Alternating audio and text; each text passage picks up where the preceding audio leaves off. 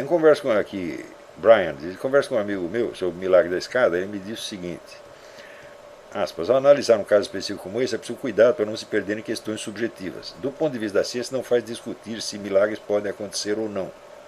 Epa, o possível e o impossível são a baliza de qualquer conhecimento científico. O que significa uma lei científica? Significa a fórmula de que algo é necessário, ou seja, algo não pode não ser. Sem o conceito do possível e do impossível, não há ciência. Agora, tem sujeito, vamos dizer que ele obtém a formação numa ciência específica, mas ele não tem ideia de qual é o fundamento lógico do método científico. E o fundamento lógico é esse, sem a ideia de necessidade e, portanto, de impossibilidade do contrário, impossibilidade do oposto, simplesmente não há ciência. Mesmo porque é da noção da necessidade que vai surgir a distinção. Você tem uma necessidade metafísica absoluta, como você verifica, por exemplo, na aritmética elementar, e você tem uma necessidade física ou relativa que acontece nas ciências experimentais. Sem a noção da necessidade relativa ou probabilidade, também não tem ciência. Então, como é que não é que a ciência não faz discutir se milagre pode acontecer ou não? Fala, claro, cabe. Né? Não cabe à ciência decretar o que é ou não possível. Fala, mas a ciência não faz outra coisa. Hã?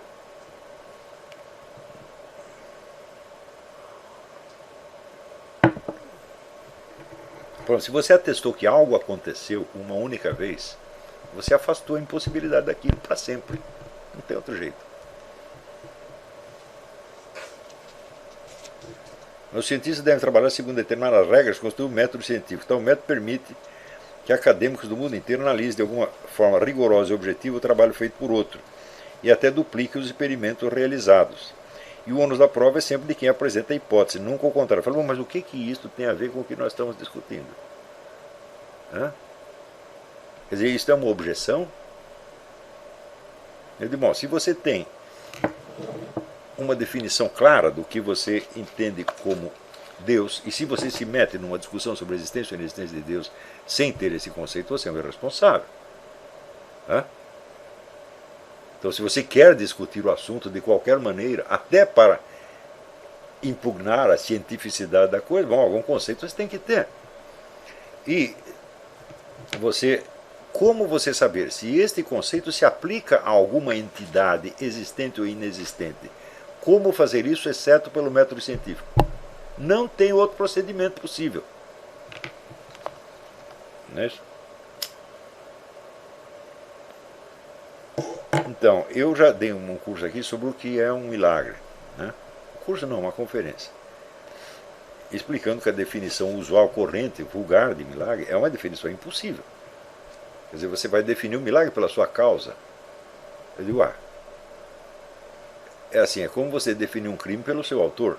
Primeiro você precisa saber se é um crime ou não, para depois você saber quem é o autor. Agora, como é que você vai saber o autor se você nem sabe se é crime ou não? Meu Deus, não dá.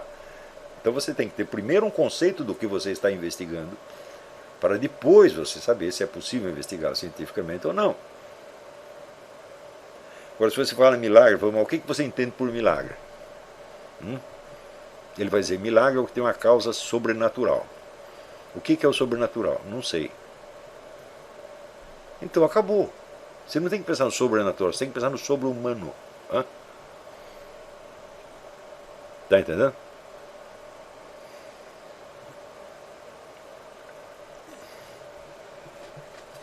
Você veja, os antigos eles admitiam a existência de deuses que eram ao mesmo tempo forças naturais. Eles não eram sobrenaturais. Eles estavam na natureza, mas eram divinos. Se você não investiga primeiro neste nível, você nunca mais vai chegar no Deus único, absoluto, eterno e imutável. Mas nunca. Então tem que começar por aí, tem que ser um pouco mais modesto. Né? Como, aliás, todo método científico recomenda, você estudar o que é acessível ao seu método.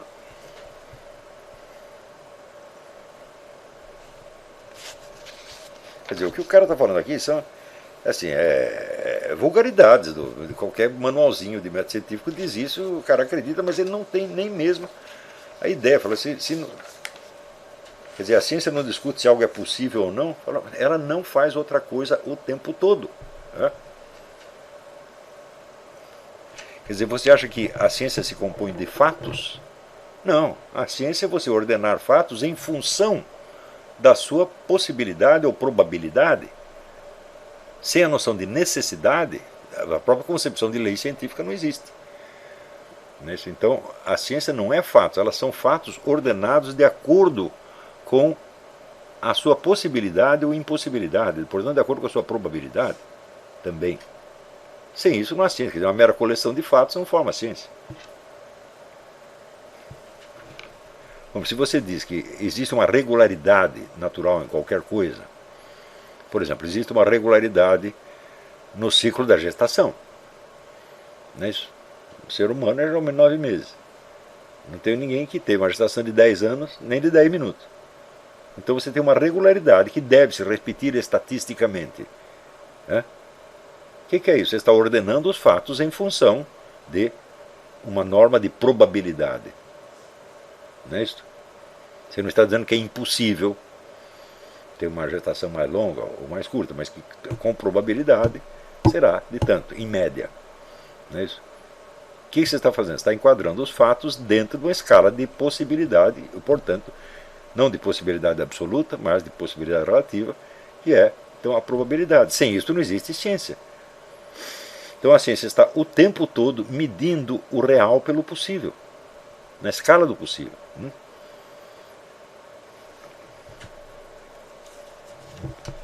Sem a noção, vamos dizer, da impossibilidade, portanto, da necessidade, e, portanto, necessidade absoluta ou necessidade relativa, não existe ciência em hipótese alguma. Quer dizer, como é que o cara diz um treco desse, porra? Ele nunca parou para pensar qual é a base lógica do método científico. Quer dizer, ele pega o método científico tal como aprendeu no manual e acha que é a aplicação daquilo.